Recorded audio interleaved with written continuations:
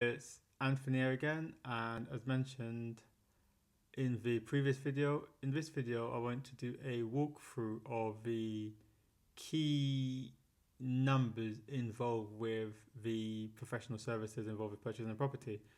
And the first professional service I'm going to be doing a deep dive into is the mortgage broker and mortgage broker fee. So here I am in my whiteboard here and just going to run you through the numbers in detail to show you how this all breaks down as a potential cost. So first of all, let me start off by choosing my pen, get the Property MetriX beautiful green, and let's start to work through the cost of mortgage brokers. So mortgage, oh, be good if I got a thicker pen, wouldn't it? So let's make the weight a bit thicker, 50. Okay, and let's delete this. Okay, so mortgage broker. So remember I said there was two types of mortgage brokers. So you've got your first, which is a mortgage advisor. So mortgage advisor,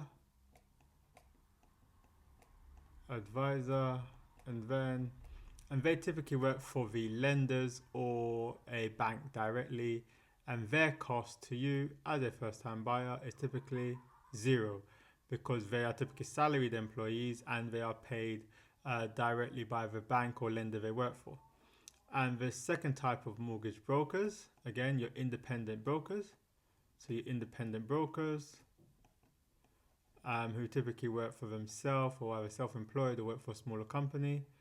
They do charge a fee. So, and the fee typically ranges from £500 to £1,000, depending on where they are in the country. I typically find the brokers who charge up to £500 are typically in the north of the country, where you find professional service fees are a bit cheaper. So if you're looking at places like Leeds, Manchester, broker fees tend to be a bit cheaper. But in the south of the country, where you find that cost of living, cost of professional services tend to be a bit more. So London and the south, you typically find the mortgage broker cost to be a little bit more. So probably closer to £1,000, but it could be a bit more than £1,000. So if we looked at, okay, what does this look like from a total purchasing cost perspective with the mortgage broker included? So let's just delete and clear down my whiteboard here. Okay, so yes. Okay, so let's look at it from total cost. So let's say you were purchasing a property and your property purchase price is, let's say you agreed to purchase a property at a cost of £100,000. Okay. And to purchase that property for £100,000, you have stamp duty of, you have zero stamp duty because it's typically below the stamp duty threshold of £450,000 for first time buyer. So your stamp duty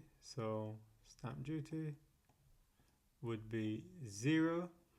So if you chose to purchase this with a mortgage advisor, so a mortgage broker who works directly for a lender or bank, then your closing costs would be zero. But if you chose to go for a mortgage broker who works independently, you'll be charged between £500 to £1,000. So let's just go in the middle and say £750. So your closing cost, if you was buying £100,000, and let's assume you had, so that's meant to be an at sign by the way, you had a 10% deposit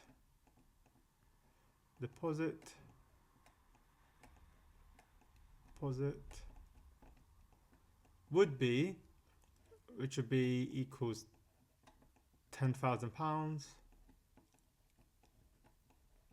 So your closing costs, if you decided to go directly to a lender or bank, would be, so closing costs equals your £10,000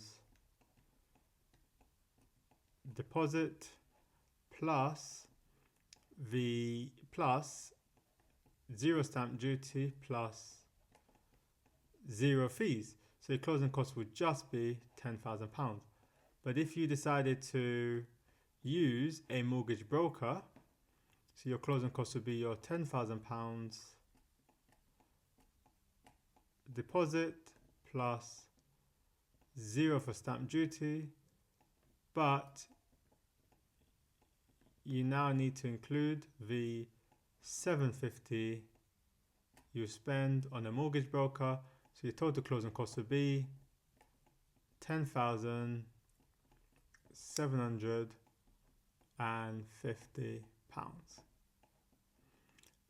Bear in mind that these closing costs do not include conveyancing costs, so that's a legal professional. So I would also need to add that in. But I'm going to do a separate video on conveyancing costs, so we'll be able to explore the conveyancing costs in more details. So what's the key takeaway here? The key takeaway here is if you choose to purchase a property using a mortgage advisor, that means going directly to the lender or bank for your mortgage product, then